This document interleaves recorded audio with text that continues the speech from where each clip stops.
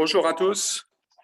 Bienvenue dans cette session inclusion financière numérique.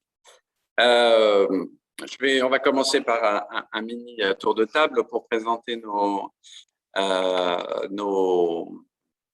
intervenants. J'en profite aussi pour remercier l'équipe de IMFP pour l'occasion qui nous est donnée d'échanger sur ce sujet. Voilà, on les remercie pour l'organisation, la logistique. On leur souhaite beaucoup de courage parce que c'est pas simple non plus d'organiser simultanément toutes ces sessions en ligne. J'imagine bien le sentiment de frustration aussi parfois de certains de ne pas pouvoir se déplacer, mais c'est comme ça, il va falloir vraisemblablement s'y habituer. Très rapidement, les panélistes, je vais d'abord vous les présenter, puis ensuite leur laisser la parole. On a essayé de créer un panel avec des profils de gens très différents pour que chacun puisse apporter son éclairage sur le sujet. On commencera avec Philippe Faury, qui est le directeur général d'une IMF qui s'appelle Copexifa au Togo, et qui a été accompagné dans le cadre du projet ADA Digital Finance Initiative. Il nous parlera de son expérience de numérisation, digitalisation de son institution. Ensuite, on passera la parole à Pascal Simon, qui est associé chez Amarante Consulting, et qui, lui aussi, a travaillé avec nous, avec ADA, cette fois en Amérique centrale, sur un projet d'accompagnement d'institutions de microfinance dans leur process de digitalisation. Par ailleurs, il présentera mieux que moi, mais Amarante, évidemment, est une société de conseil qui a une expérience assez large sur des projets de digitalisation des institutions. On continuera avec Manon Loison. Merci Manon d'être avec nous. Manon représente le Loft, enfin la Loft, puisque c'est une fondation, qui aussi a pour but de promouvoir l'inclusion financière au travers de l'expérience et du hub que représente le Luxembourg. Et qui nous présentera des business cases qui concernent ces sujets-là, avec un angle un peu différent, puisqu'on parle plutôt de jeunes startups, de jeunes pousses, un angle un peu différent, mais des services qui potentiellement s'adressent aussi aux institutions de microfinance. Très brièvement, ensuite, je reviendrai au titre de ce qu'on a appelé chez ADA la DFI, Digital Finance Initiative, qui était un projet de 5 ans d'accompagnement des institutions de microfinance sur tous les sujets digitaux, avec un focus particulier sur l'Afrique. On fera une très rapide... on essaiera de tirer les conclusions en fait de cette expérience, sachant que le programme arrive à sa fin en fin d'année, et donc ce sera aussi l'occasion de nourrir les réflexions des uns et des autres. Je laisse maintenant la parole à Philippe, qui donc va nous présenter son institution et puis son expérience. Merci beaucoup Arnaud. Vous me recevez? Oui, très bien. OK. Bonsoir à tous. Permettez-moi de saisir l'occasion pour dire un sincère merci aux partenaires qui nous ont accompagnés sur le projet digital, qui me permet aujourd'hui de partager notre expérience. Donc, permettez-moi juste quelques instants de présenter la Copexifa. Nous sommes une institution au Togo, basée au nord du Togo. Nous opérons avec 61 301 clients, 80% de femmes, 74% en milieu rural, et ces clients opèrent en groupement près de 70%. Nous avons un encours de crédit de 7 309 665 €. un encours de dépôt de 5 19 584 €, un total actif de 8 932 693, 92 employés et nous avons 3 agences et 5 guichets. Et voilà, présenter un peu la COPEX-IFA. Je vous présente un peu le contexte qui nous a amené à aborder le projet digital. En effet, nos agences et guichets étaient équipés d'un logiciel en mode décentralisé. Pour la consolidation au siège, les bases de données des agences et guichets étaient transmises par clé ou des disques durs externes avec tous les risques que cela comporte, des pertes en temps ou même pertes des clés ou bon, tout ce gaspillage de temps. Donc, chaque client était rattaché à une agence ou guichet. Les agents de crédit et de tontine utilisaient beaucoup de documents pour collecter la tontine ou les activités dans les groupements. Voilà le contexte qui nous a amené à aborder le projet digital. Quelles sont les activités réalisées au cours de ce projet digital?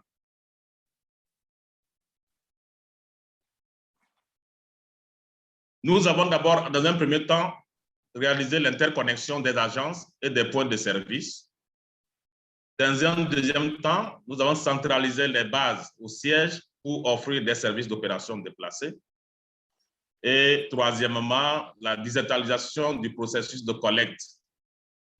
Nous avons digitalisé la collecte tontine, c'est-à-dire que les collectrices étaient équipées de TPE avec la solution tontine mobile et les agents de crédit de groupement étaient équipés de caisses mobiles. Et enfin, pour évoluer dans ce projet, nous avons fait la mise à jour du cycle pour permettre l'identification et la création des comptes pour chaque membre du groupement. Après ce projet, je vais aborder un peu les impacts de la digitalisation de ce projet sur l'institution d'abord. Ce que nous avons pu remarquer, c'est l'amélioration d'abord du traitement du flux d'informations avec une remontée plus rapide des données. Tout naturellement, le reporting est facilité. Nous disposons d'une information financière et opérationnelle en temps réel. Les données des agences et des guichets sont sécurisées au siège, sans parler du gain en temps pour les agents de crédit et le confort de travail. Nous avons connu une hausse de la mobilisation de l'épargne permettant de minimiser nos coûts de refinancement. Par exemple, au cours de 18 mois de ce projet, l'encours de l'épargne a connu une progression de 47%, ce qui est assez énorme pour nous. Et c'était un objectif. Et comme nous l'avons atteint, nous le disons à haute voix, quoi. Maintenant, pour les bénéficiaires, l'impact, c'est d'abord la possibilité de faire des opérations déplacées. Et par exemple, nous avons enregistré 772 opérations déplacées en moyenne par mois. Alors, Philippe, il faudrait peut-être expliquer ce que c'est qu'une opération déplacée. Oui, une opération déplacée, c'est-à-dire que quand on est en mode décentralisé, aucun client ne peut opérer autre que le rattachement de son agence, l'agence dans laquelle il est rattaché. Mais quand on a mis cette solution d'opération déplacée, ça permet tout client, qu'il se retrouve dans l'un ou l'autre agence, il peut faire son opération. En plus, on peut noter l'accessibilité des services d'épargne pour nos clients. Et troisièmement, avec l'identification et la création d'un compte pour chaque membre de groupement, l'épargne individuelle et volontaire est désormais possible. Ce qui n'était pas possible avant, parce que chaque membre d'un groupement n'avait pas un compte. Aujourd'hui, avec la mise à jour d'ici, chaque individu, chaque client a un compte dans le système. En plus, on peut parler de la rapidité des opérations qui réduit du coup le temps des rencontres, parce que pour les groupements, ce sont des rencontres mensuelles, des réunions. Maintenant, avec cette technologie, la durée des réunions est très réduite. Et enfin, les clients et même le personnel voient en cela un privilège, une innovation par rapport à nos clients, par rapport à nos concurrents plutôt. Prochaine étape, puisque c'est tout un programme, c'est un projet digital de transformation digitale, c'est ce qui a été réalisé. Mais nous avons encore devant nous des activités à mener. La première qui urge actuellement, nous sommes en négociation avec Togocom, c'est d'abord l'acquisition d'une adresse IP pour connecter les TPE en mode online avec un réseau de sécurité d'authentification client et un niveau de sécurité de données. Maintenant, la deuxième chose, c'est l'intégration des bases. Mon informaticien me disait pas forcément l'intégration, mais l'unification des bases, avoir une base unique pour les institutions. Ça aussi, c'est un autre projet que nous allons mener dans les jours qui suivent. Et troisièmement, c'est de digitaliser les processus crédit. Nous avons actuellement, nous utilisons d'abord le mode papier pour le processus crédit. Nous pensons les digitaliser. Pardon Philippe, malencontreusement appuyé sur la slide, du coup on est passé à la slide suivante. Je ne souhaitais pas vous couper le sifflet, Philippe. D'accord, ok. Donc je crois qu'il n'y a pas de souci, on peut continuer. Et troisièmement, enfin, ici au dernier point, si nous finissons de réaliser tous ces projets, il nous reste à finir avec la mise en place du wallet pour permettre aux clients de réaliser des opérations avec le téléphone. Voilà un peu notre expérience par rapport à la transformation digitale de notre institution. Excellent. Excellent. Je ne vais pas dire félicitations parce que ce serait aussi nous envoyer un peu des fleurs puisque nous avons travaillé ensemble sur ce projet. Mais oui. Voilà, très merci pour ce partage d'informations et vous ouvrez la voie d'une certaine manière. Pascal, je vous laisse la parole. Oui, merci Arnaud. Arnaud. Vous avoir laissé les slides. Avance comme ça, tout le monde a eu le temps de noter votre email. Parfait, merci Arnaud. Et merci Philippe pour ce bel exposé des initiatives en matière digitale de votre institution. Donc moi, à mon tour, je vais parler également d'un programme de ADA, mais cette fois-ci donc en Amérique centrale, comme le montre la carte, en Amérique centrale et dans les Caraïbes. Donc c'est un programme qui a été lancé en 2018, fin 2018, par ADA et REDCAMIF. REDCAMIF, en fait, donc c'est l'association des institutions de microfinance d'Amérique centrale et des Caraïbes qui couvre 7 pays et plus de 100 institutions. Et donc, ADA et REDCAMIF ont lancé un programme de transformation numérique, transformation digitale des institutions affiliées au réseau en septembre 2018, un programme d'une durée de 3 ans qui avait pour objectif donc de créer des success stories dans le développement en fait, de stratégies numériques efficaces qui répondraient aux besoins de ces institutions de microfinance, afin de rendre en fait leur offre, qu'elle soit financière ou non financière, beaucoup plus attractive et beaucoup plus compétitive pour les marchés dans lesquels elles opèrent, ces institutions. Donc, dans ce cadre, Amarante, via notre entité en Amérique latine, a été invitée par ADA et REDCAMIF pour être la société de conseil, donc le partenaire qui aide à la mise en œuvre de ce projet, en capitalisant notamment sur les expériences qu'on a pu avoir dans d'autres régions, notamment en Afrique ou en Asie. Et donc, ce programme a bénéficié un certain nombre d'entités et l'objectif, donc, c'était de les aider à développer une stratégie digitale pour chacune d'elles qui soit alignée sur leur stratégie corporate et commerciale, mais aussi d'accompagner ces institutions dans la mise en œuvre de ces stratégies.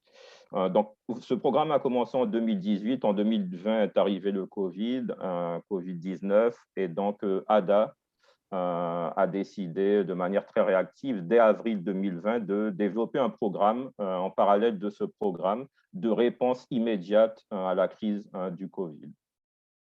Donc, dans ce cadre-là, on a assisté 14 institutions, donc 7 institutions via le programme initial de développement de stratégies digitales et mise en œuvre de ces stratégies, et 7 autres institutions via le programme d'assistance rapide en réponse à la crise du Covid. Donc, ce sont des institutions qui sont présentes, qui couvrent 6 pays, d'Amérique centrale également, la République dominicaine dans les Caraïbes. On a tout type d'institutions, donc une belle variété d'institutions, institutions de microfinance, des ONG, des banques de microfinance, des coopératives, etc., de toute taille également, puisque la plus petite institution, il me semble, autour de 2000 clients et la plus grande, plus de 170 000 clients. Donc, on a une grande différence entre la plus petite et la plus grande, et également en termes de portefeuille de crédit.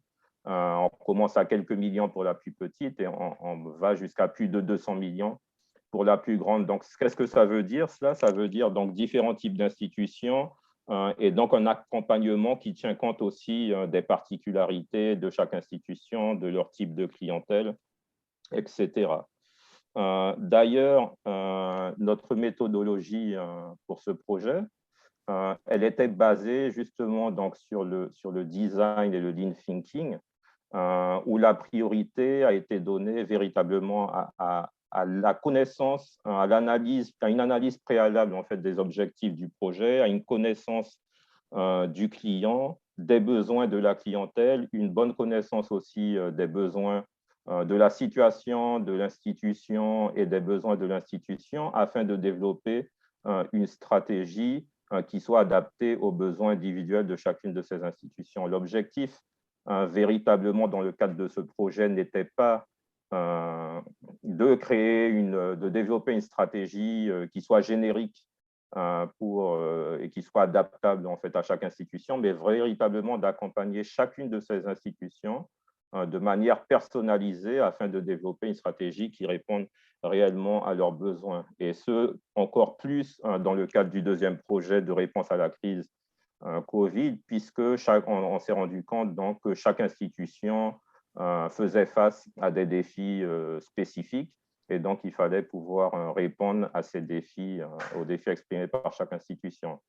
Donc cette approche méthodologique, comme on le voit, elle est divisée en cinq étapes, avec deux premières étapes très importantes en fait, qui sont de diagnostic aussi bien de l'écosystème dans lequel opèrent ces institutions, puisqu'on se rend compte qu'en fonction du pays, en fonction aussi du type de client, etc., des besoins et la situation des institutions diffèrent. Donc, même deux institutions au sein d'un même pays peuvent être dans des cadres complètement différents en fonction des régions dans lesquelles elles opèrent, etc.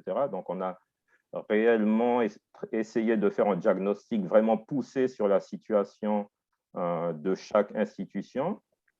Et puis aussi un diagnostic au plus proche du client, un diagnostic qui soit au plus proche du client. Et lorsqu'on parle de client, on parle aussi bien donc, du client final, donc des bénéficiaires, des crédits, etc., mais également le client interne, donc c'est-à-dire les employés de l'institution. Donc, une des activités essentielles que nous avons menées dans le cadre donc, de ce diagnostic, c'est une cartographie de l'expérience client.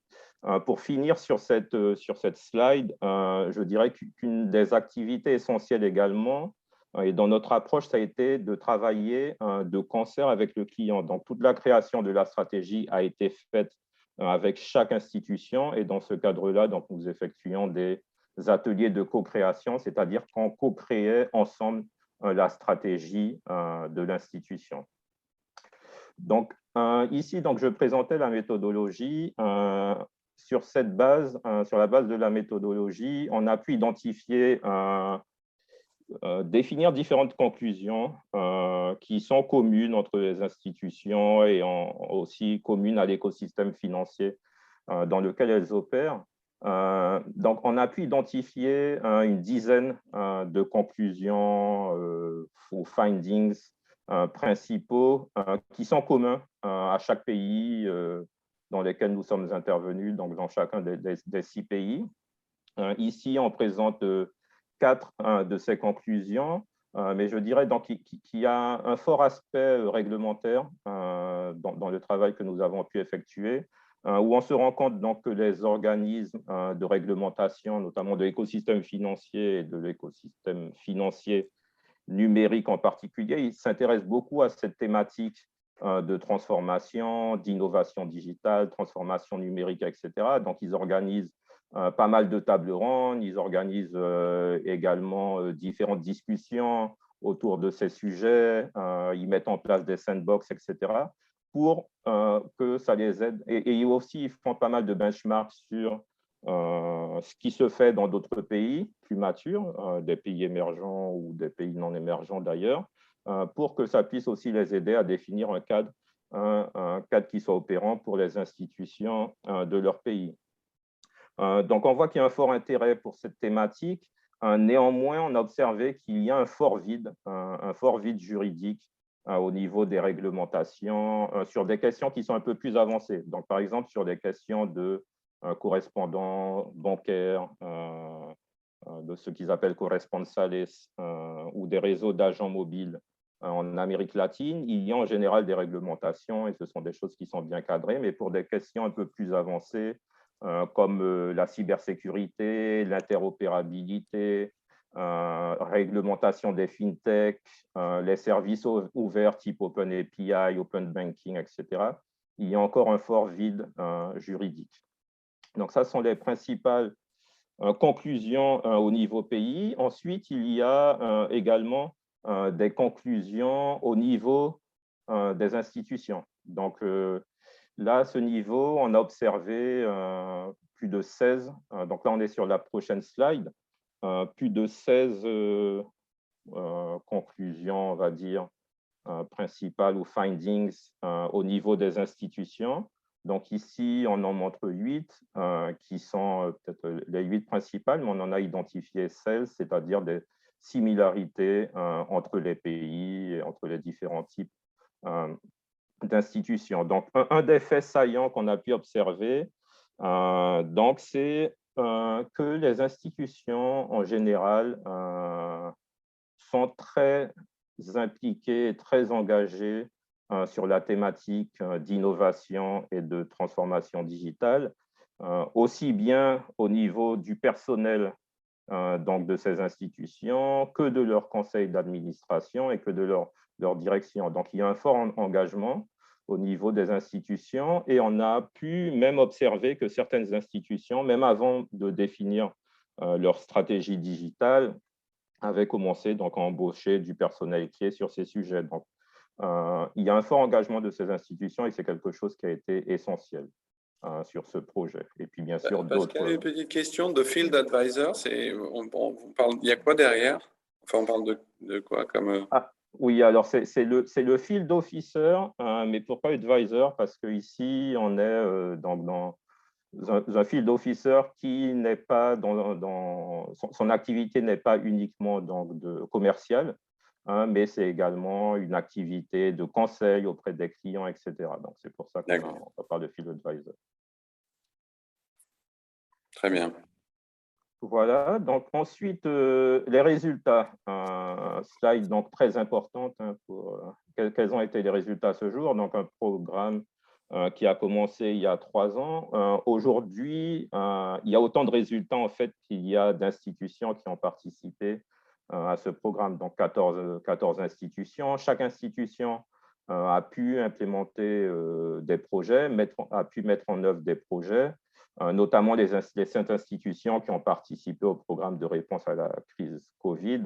L'objectif, c'était vraiment de mettre en œuvre des projets qu'on dit quick win, donc des initiatives rapides pour obtenir aussi des résultats rapides. Donc, on peut dire qu'il y a autant de résultats aujourd'hui qu'il y a d'institutions, mais ce qu'on a essayé de montrer ici, ce sont 3 résultats principaux, donc de 3 institutions.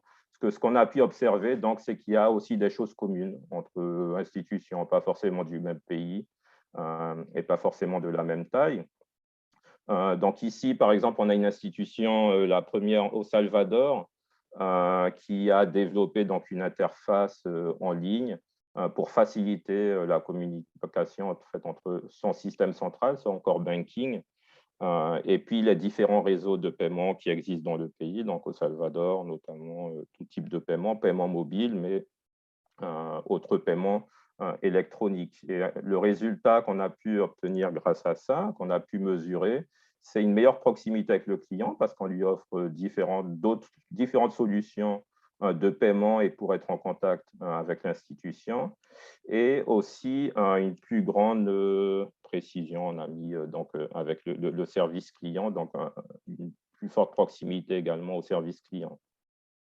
On a une deuxième institution au Honduras qui a mis en place un outil de crédit mobile et un chatbot, là encore pour le service client. Donc, on voit que l'aspect client est important. Et là, donc, ça a pas mal aidé en termes de rationalisation et d'efficacité et de productivité pour cette institution.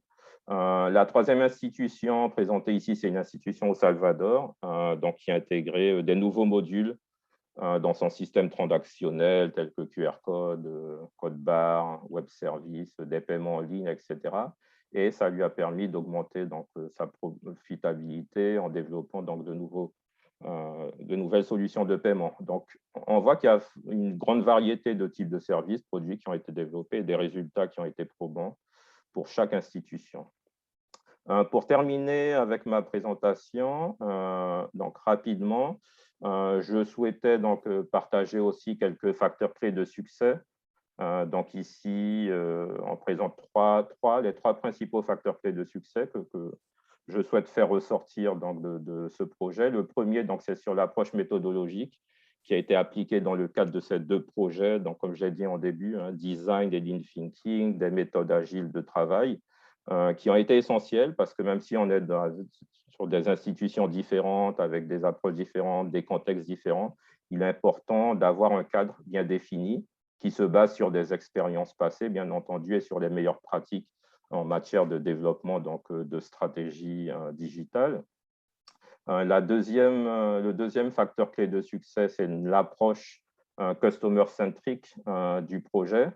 Donc l'objectif, il n'était pas de juste développer des solutions innovantes qui ensuite ne trouveraient pas une application aussi bien en interne qu'auprès de la clientèle. Donc cette approche customer-centric a été essentielle. On a discuté beaucoup avec les clients dans le cadre de focus group. Lorsqu'on pouvait voyager, on allait justement dans les régions rencontrer ses clients. On a discuté aussi avec les credit officers ou advisors, etc. Et cela nous a vraiment permis de comprendre leurs besoins, ce qui ne fonctionnait pas, ce qui fonctionnait bien, ce qu'on pouvait améliorer. Et ça a été véritablement utile donc, dans la construction de ces stratégies digitales et leur mise en œuvre. Et puis, le dernier point très important, c'est la coopération entre les différentes entités. Bien entendu, la RedCamif, qui chapeautait le projet avec Adam, mais aussi chacune des 14 entités qui ont été des fortes parties prenantes dans le projet, ce qui a été très utile justement pour obtenir des résultats probants. Merci beaucoup. Merci Pascal, très intéressant. Alors maintenant, on va laisser la parole à Manon. Oui, bonjour, merci Arnaud. Tout d'abord, merci beaucoup d'avoir invité la LOF pour participer à cette session. Merci à MFP, merci à toi Arnaud et Ada pour aussi la gestion et la modération de cette session. Et merci Philippe et Pascal pour les présentations des projets effectivement très intéressants. Ce que je vais présenter ici est un petit peu différent, mais je retiens un mot-clé qui est la collaboration et la coopération, et qui est exactement au cœur de ce qu'on fait à la Loft. Donc, la Loft, juste pour donner un tout petit élément de précision, c'est la Luxembourg House of Financial Technology. Donc, c'est une fondation privée publique qui est basée au Luxembourg, financée par plein d'acteurs, mais notamment le ministère des Finances au Luxembourg, et qui est vraiment la plateforme et le hub pour les fintechs au Luxembourg. Voilà. Et dans le cadre de toutes nos activités, On a, dès le départ à la LOF, donc dès 2017, on a eu un focus très important sur l'inclusion financière et sur des projets d'inclusion financière via la technologie et donc via les fintech, donc les startups qui utilisent les technologies financières pour parachever cette inclusion financière. Et donc, on a, dès le départ, considéré que c'était un pan très, très important de nos actions. Et on a développé un programme d'accélération spécifique, donc qui s'appelle Catapult Inclusion Africa, en collaboration et soutien avec donc, le ministère des Affaires étrangères luxembourgeois et notamment la cellule de la coopération, et de très nombreux acteurs également luxembourgeois, dont ADA fait partie. Ils ont été un des premiers soutiens du programme. Et donc, l'objectif de ce programme est vraiment d'aller chercher des startups dans les technologies financières, donc des fintech, qui sont basées en Afrique ou qui opèrent en Afrique. On a à peu près 80% des fintechs avec lesquels on travaille qui sont basés en Afrique, 20% qui ne sont pas basés en Afrique, mais qui opèrent en Afrique, et qui, à travers leurs actions et leurs projets, contribuent à l'inclusion financière en Afrique, dans certains pays au niveau même panafricain. Et l'objectif aussi est de créer des ponts entre ces fintechs basés en Afrique et en Europe, et notamment le Luxembourg, en termes de best practice, de collaboration et de coopération. Voilà. Alors, simplement une petite idée au niveau des programmes qu'on a menés. Donc, c'est un programme que nous menons depuis donc 3 ans. On a eu donc 3 éditions différentes de ce programme. 2 physiques, c'est-à-dire où nous avons accueilli des fintechs africaines au Luxembourg pendant 2 semaines pour ce programme d'accélération. Dû à la situation du Covid, malheureusement, le dernier programme a dû se faire, comme pour beaucoup d'entre nous, et comme on le vit encore aujourd'hui, en digital. Mais c'était aussi très intéressant comme expérience. Vous avez un peu une idée du nombre d'applications de candidatures qu'on a reçues, qui montrent quand même un fort intérêt pour rentrer dans ce programme d'accélération qui est vraiment, et j'en reviens à la coopération, à la collaboration, qui est effectivement de comprendre le business model de ces fintechs africaines et de ce marché qui est exceptionnel et qui est en boom et en croissance totale, et de le connecter aussi à la place financière plus traditionnelle au Luxembourg. Et ça, c'est vraiment un point important du programme, d'où certainement le nombre d'applications importantes qu'on a reçues. Vous voyez que voilà, pour la première édition, on a accueilli 11 fintech, pour la deuxième édition 13, et pour la dernière qui était digitale 14, avec une diversité de pays représentés, avec effectivement une attache un peu plus particulière à l'Afrique de l'Est par rapport à l'Afrique de l'Ouest, même si on a eu des très belles fintechs de l'Afrique de l'Ouest, et c'est quelque chose qu'on veut également poursuivre. Voilà. Un mot sur Costa Peric ou...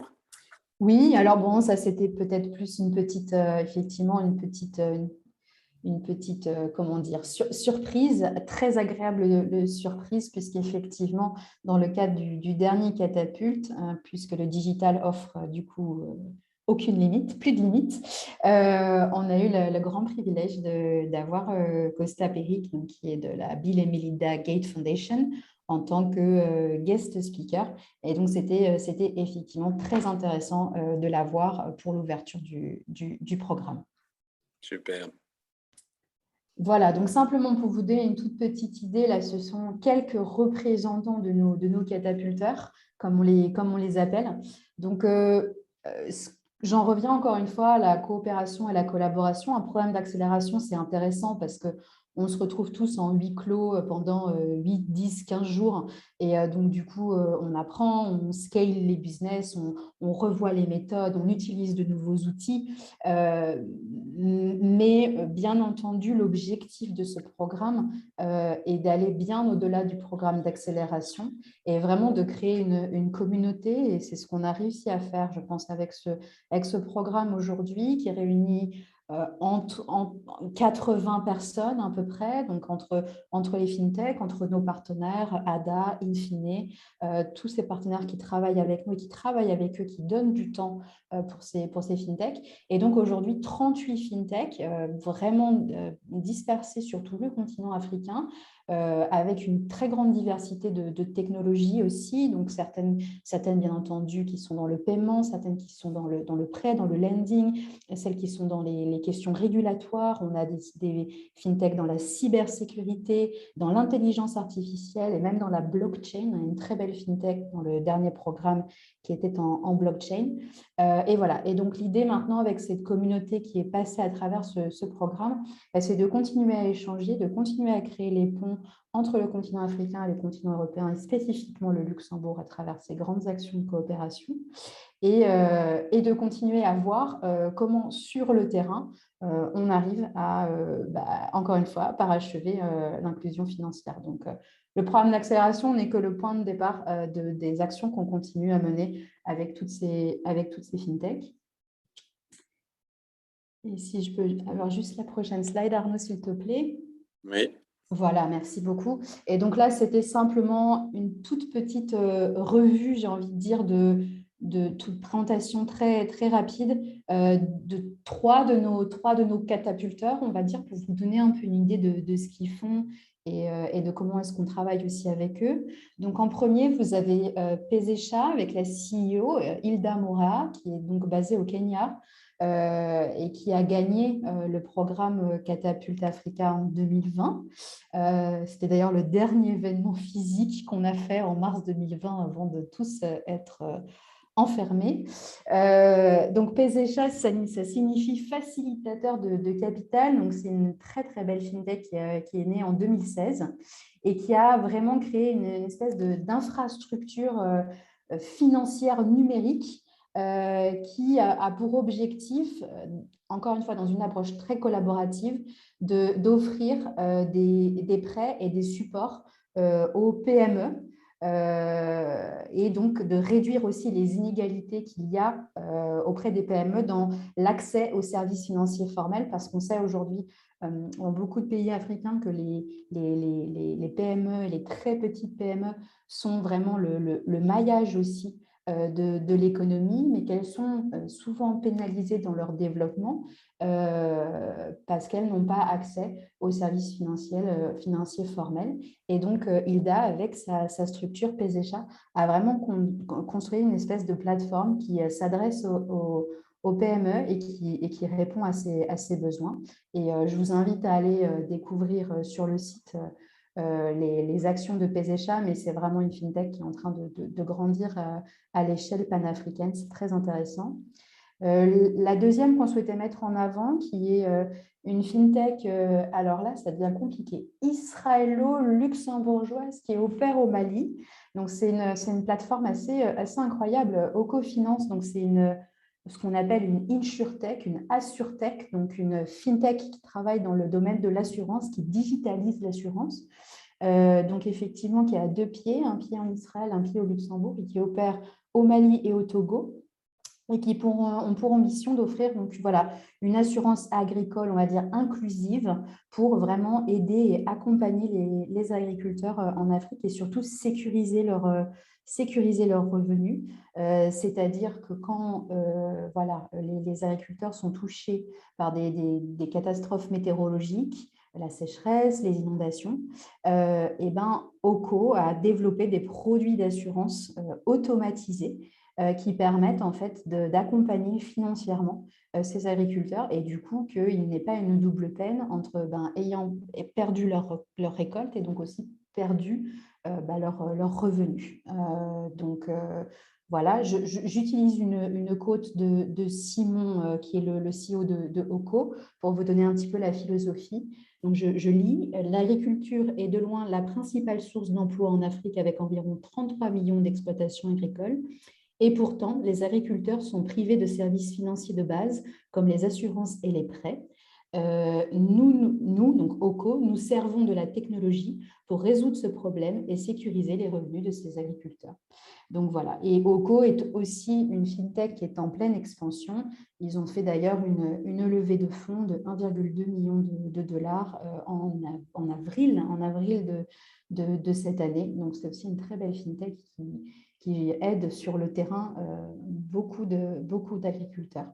Et toujours dans cette dimension de soutien aux agriculteurs en Afrique, la dernière fintech qui a gagné le programme Catapulte en 2021 est Emata, qui est basée en Ouganda, fondée en 2017.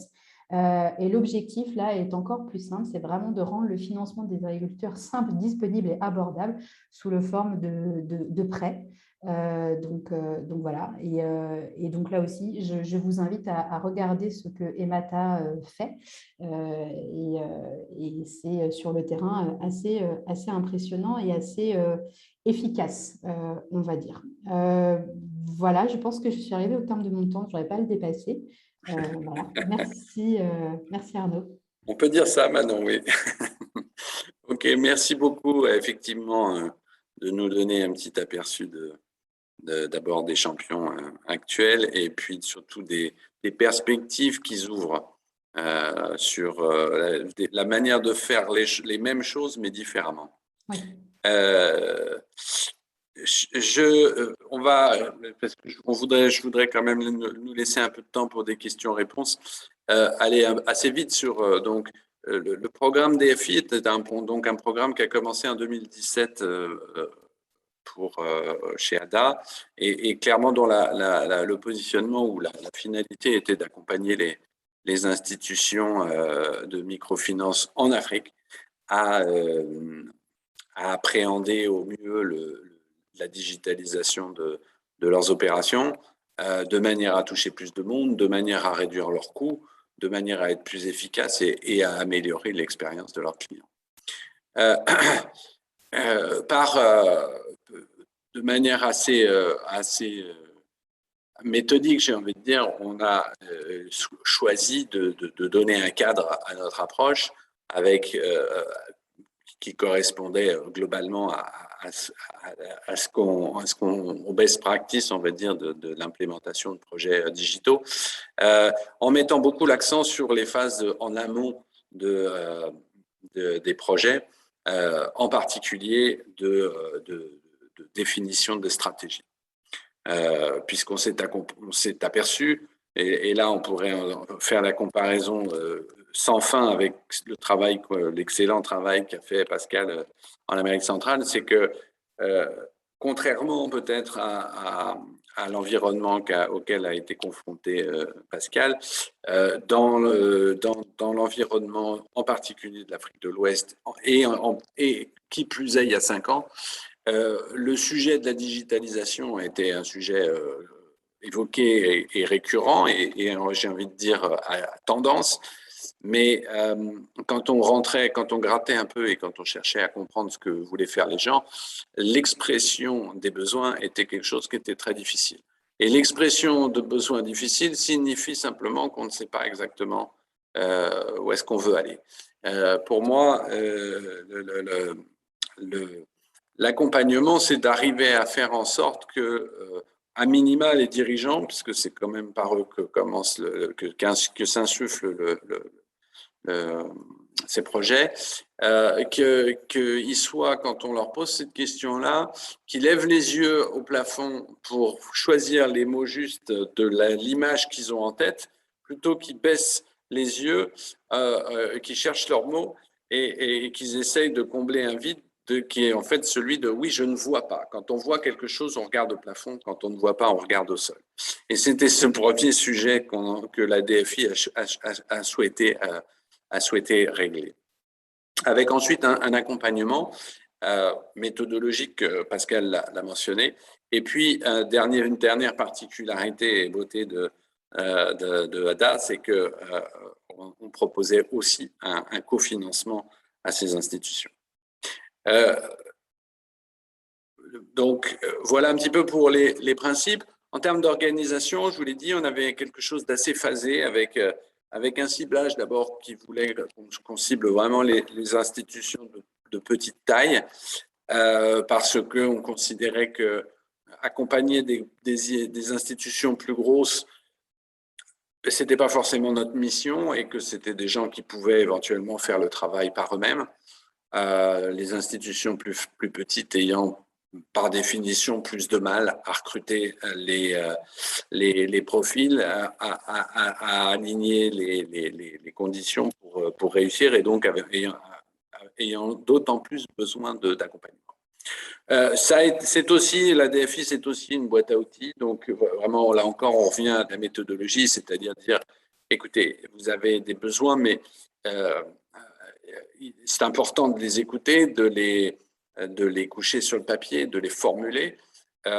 Mais c'est aussi important de les faire rentrer dans une grille et de pouvoir les standardiser, puisqu'au fond, on s'aperçoit que les besoins d'une institution à l'autre ne sont pas toujours fondamentalement différents, malgré ce que pourrait croire chaque IMF à les entendre parfois. Et ensuite, c'était effectivement un phasage très cadré, puisqu'on commence. Donc, notre méthodologie consistait à avoir vraiment un atelier, donc vraiment un moment de présence ensemble pour travailler ensemble à bien faire passer le message de c'est quoi les conditions du succès pour un projet comme le vôtre, et puis bien entendu de définition de qu'est-ce que votre projet. Alors avec le Covid, évidemment, on a eu quelques difficultés ces derniers temps à organiser ces ateliers. On a dû aussi faire du distanciel, ce qui est beaucoup plus compliqué quand on n'est pas sur un modèle de conférence, on est sur un modèle collaboratif avec des gens qu'on ne connaît pas et en plus avec lesquels on n'a pas l'occasion de faire connaissance, si ce n'est par écran, et donc c'est un peu compliqué. Mais l'idée est quand même là. Ensuite, la deuxième phase était l'idée était de laisser les institutions faire leur travail, faire leur job de définition de ce qu'il y avait à faire, de collecte d'informations, d'appel d'offres, etc. Pour à la fin faire ce qu'on appelait chez nous un dossier de cofinancement, qui est finalement un dossier un peu scolaire, mais finalement assez utile pour être sûr que tout le monde partage la même information et tout le monde partage la même compréhension du projet, qui est en fait comme un business case en disant voilà le type de projet, voilà ce qu'on a choisi, voilà les prérequis, voilà les impacts prévus, les impacts financiers, le coût, les prestataires, etc. Et puis ensuite, on pouvait avoir, donc là, ça c'est j'ai envie de dire, le début du projet en lui-même, avec la mise en place du projet, pour lequel on pouvait aussi envisager en tant que cofinanceur une assistance à maîtrise d'ouvrage. Je vais un peu vite parce que malheureusement le temps presse. Très vite les résultats. C'est intéressant, c'est que, alors c'est une slide que j'ai récupérée d'une présentation qui a été faite, qui n'est pas à jour, et finalement le résultat final, c'est qu'on aura accompagné sur ces 5 ans 20 projets digitaux. Ce qui était un peu un challenge avec le Covid au milieu, mais qui correspondait aussi aux objectifs qu'on avait fixés en début de projet. Donc, on avait une certaine fierté à souhaiter atteindre cet objectif-là, avec, comme on s'y attendait au début, un effet d'entonnoir, à savoir des gens qui, malheureusement, ne donnent pas suite. Pour des raisons parfois tout à fait extérieures à leur propre volonté, certainement extérieures à notre volonté. Mais on se retrouve en fait avec on va y venir juste après, des dossiers, des cas, des institutions dans lesquelles les prérequis à la mise en place réussie de projets digitaux, de transformation digitale, n'étaient peut-être pas réunis. Et on va revenir dans deux minutes sur qu'est-ce qu'on entend par là. Une cartographie peut-être à la fin, avec les projets, les types de projets qui ont été accompagnés et leur géographie. Une conclusion, en fait, une conclusion très résumée, mais qu'est-ce qui fait qu'une institution réussit sa transformation digitale pour permettre de renforcer sa capacité inclusive, de baisser ses coûts, de renforcer son efficacité, sa productivité et de mieux servir ses clients. Eh bien, je crois que s'il fallait faire simple, mais parfois la simplicité a aussi ses avantages, c'est la réunion de 3 éléments. D'abord, celui de la vision, et je l'ai un petit peu mentionné, Pascal aussi en avait parlé. Ce qui est important, c'est d'être d'accord sur ce qu'on veut faire et d'être capable de voir ce qu'on veut faire. Et quand je parlais du plafond, j'étais vraiment dans une logique de visuel. C'est-à-dire qu'on lève les yeux au ciel parce qu'on voit où est-ce qu'on sera demain, et demain, on sera en haut, pas en bas dans la carte. La deuxième chose qui est absolument essentielle, c'est celle de l'équipe.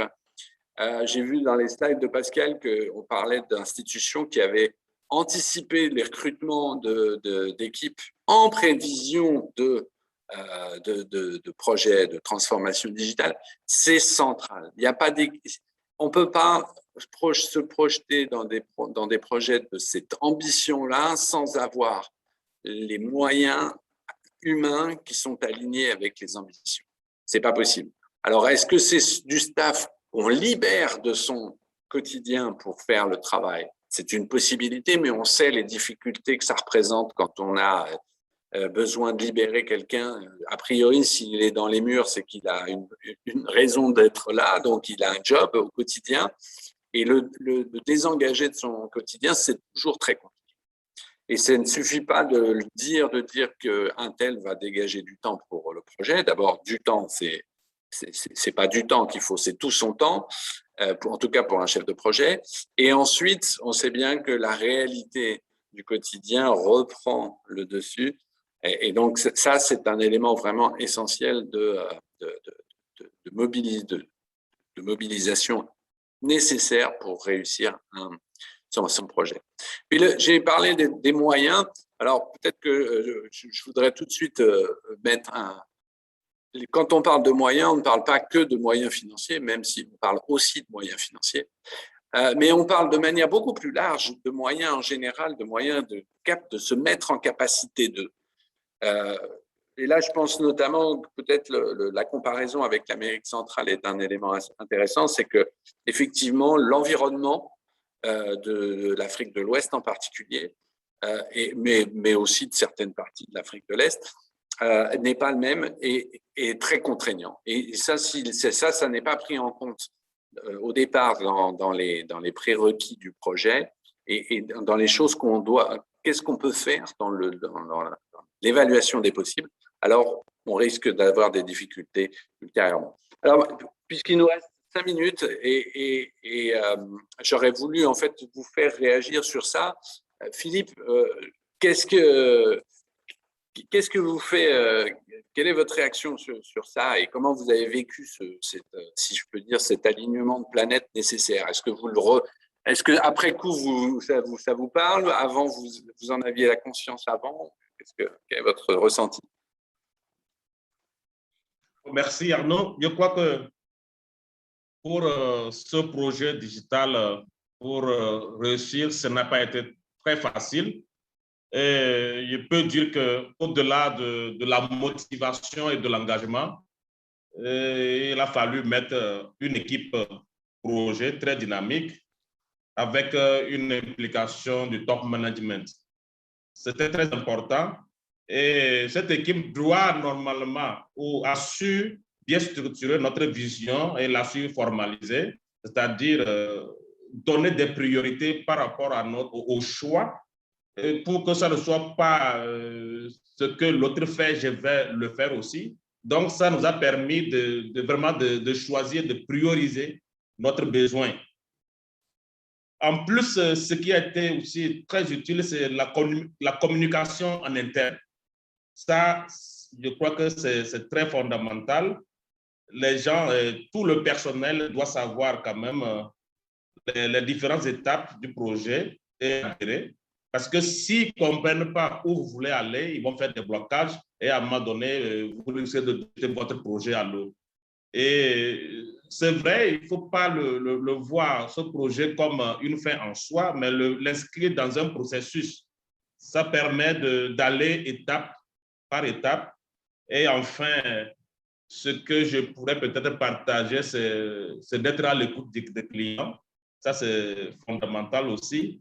Parce que si vous ne regardez pas le besoin réel de la clientèle et que vous faites ce qui vous plaît, vous risquez de vous retrouver à un moment donné avec une solution qui n'est pas utile.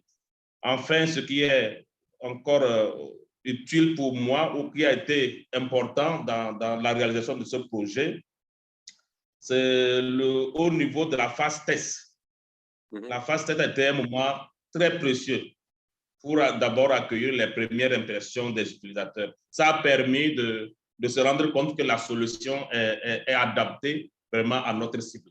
Voilà un peu ce que nous avons vécu dans la réalisation de ce projet. Oui. Vous, Pascal, votre expérience, comment est-ce qu'on... Parce que ces critères-là, c'est pas, je les ai pas, on y vient, on peut y venir. C'est quoi, d'après vous, les éléments qui font que l'IMF finit par être prête à passer à l'action dans de bonnes conditions? Oui, Arnaud, je pense que dans son propos, Manon, elle a beaucoup parlé de coopération, de collaboration. Je l'ai également mentionné. Dans le cadre de la DFI également, ça a été mentionné. Donc, je pense que c'est un élément essentiel.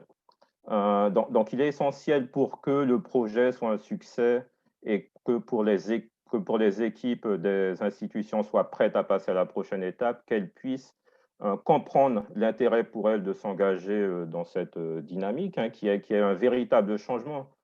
Et d'ailleurs, dans nos activités, on aide également les institutions à la conduite du changement parce qu'on parle de choses qui peuvent être également disruptives donc, pour ces institutions. Donc, il est essentiel que les institutions soient impliquées, que le personnel soit impliqué et que dans la construction et dans tout le travail qui soit fait, on soit véritablement dans cette démarche collaborative où l'institution et son personnel s'approprient le projet de A à Z. Nous sommes plutôt des facilitateurs, donc on donne j'ai vu dans les slides d'Arnaud, une boîte à outils pour les aider elles-mêmes, en fait, dans une certaine mesure, à mettre en œuvre ces projets. Donc, je pense que le prérequis et le préalable avant toute chose, c'est vraiment que le personnel des institutions et à tout niveau, puisse se rendre compte de l'intérêt de s'engager dans cette transformation digitale et ensuite les choses fonctionneront comme il se doit. Alors, j'ai Amélia qui pose une question sur le système là, en disant qu'est-ce que dans votre slide vous parlez de staff demonstrate social commitment. On est un peu sur ce sujet-là. Comment est-ce qu'est-ce que ça veut dire selon toi? Oui, donc oui, c'est une bonne question, effectivement. Donc, dans la démarche de construction de la stratégie digitale des institutions, il me semble que j'ai dit un moment que cette stratégie, elle doit être alignée sur la stratégie corporate et commerciale de l'institution. Donc, l'idée, c'est pas uniquement donc de développer des produits innovants qui fassent beau et qui n'aient pas vraiment une utilité pour l'institution. On a vu trop souvent ce type de choses se faire et ce n'est pas l'objectif. Donc, la construction de la stratégie, elle est vraiment alignée sur la stratégie corporate qui prend en compte différents éléments tels que donc, social commitment, l'impact social du travail, l'impact social pour l'institution, pour ses clients, etc. Donc, comment l'innovation et le digital peuvent aider à cocher ces cases qui sont essentielles pour ces institutions. Manon, le mot de la fin pour dire parce qu'il nous reste malheureusement 1 minute ou 2, je n'ai pas le chrono exact. Ouais, je te laisserai conclure, mais non, simplement mais sur cette À la lumière de cette grille d'analyse, c'est quoi l'expérience vécue de ces fintechs? Franchement, je rejoins tout à fait Philippe et Pascal, et même on a certaines de nos fintechs qui collaborent avec des IMF. C'est évident que la base de tout est la coopération et la collaboration, les partenariats. C'est que dans ça qu'on va arriver à voir sur le terrain ce qui se passe, comment aussi peut-être deux produits de fintech sont complémentaires. On a le cas où des fintechs se sont rencontrés dans le cas de Catapulte. Elles travaillent dans le même pays et en fait, elles se sont dit « Ah oui, en fait, on pourrait faire un partenariat parce que toi, tu m'amènes ça pour mes clients et moi, je t'amène ça. » Et en ce qui concerne la vision, c'est aussi très important. On en revient à ça, c'est des business qui sont valables et qui font grandir l'économie, mais qui ont un impact, qui ont une vision, qui ont un impact sociétal pour aider et transformer la vie des gens. Donc ça, c'est évident. Et puis, les équipes, oui, en mode start-up, il n'y a pas de projet, il n'y a pas de start-up s'il n'y a pas d'équipe, aussi petite soit-elle quand ils démarrent.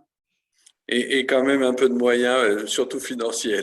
Là, c'est le rôle de ce qu'on appelle les VC, qu'on essaye de faire venir autour de la table et de les convaincre autour des projets. Mais c'est pour ça que je mentionnais OCO et sa levée de fonds.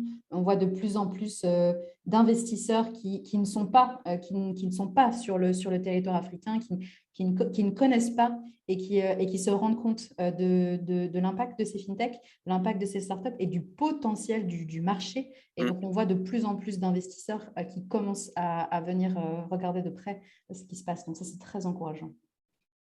Excellent. On va vous laisser sur cette touche d'optimisme et rendre l'antenne, si je puis dire. En vous remerciant tous les trois. Et puis, bonne SEM à tous. Merci beaucoup Arnaud, merci à tous. Merci à tous. Merci.